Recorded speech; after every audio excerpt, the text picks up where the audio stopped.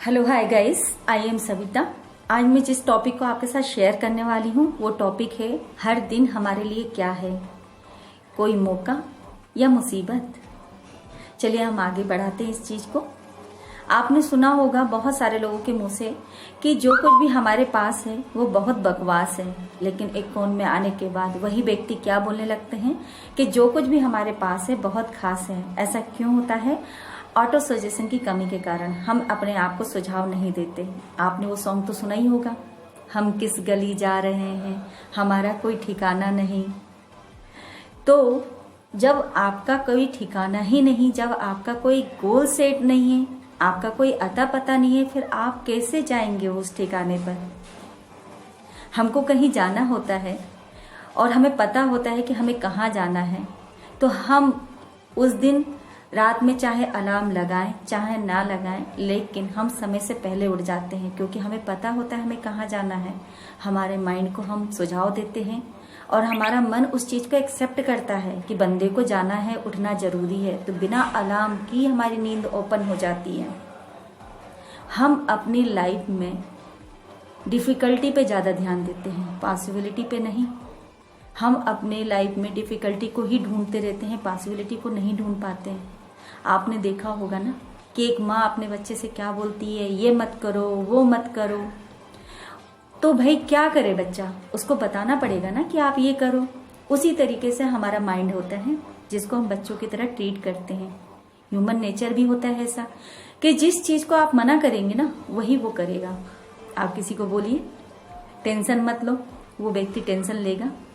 Stress मत लो, stress लेगा। तो इस हैबिट को डालने के लिए हमें क्या करना होगा? डिसिप्लिन। डिसिप्लिन के साथ हमारी हैबिटें चेंज होती हैं। हमने हमेशा अपनी लाइफ में देखा है, उपनिषद में भी आपने पढ़ा होगा कि उठो जागो और अपने लक्ष्य को पाने के लिए भागो, और जब तक पा ना लो तब तक उसका पीछा करो। तो हर काम मुश्किल होता है आसान होने से पहले, हर काम मुश्किल होता है। एक बार यदि आप काम को कर लेते हैं तो वही काम आपका आसान हो जाता है। यहाँ पर यदि हम नेटवर्क मार्केटिंग में है तो कंसिस्टेंसी का होना जरूरी है, क्योंकि हम कंपाउंड में काम करते हैं। हमारे कंपाउंड में यदि इंटरेस्ट रखना है तो कंसिस्टेंसी जरूरी है। यहाँ पर बिंद्रा सर की मुझे एक बात याद आ गई कि घुड़सवार को घोड़ा कमांड करता है कि घोड़ा घुड़सवार को कमांड करता है।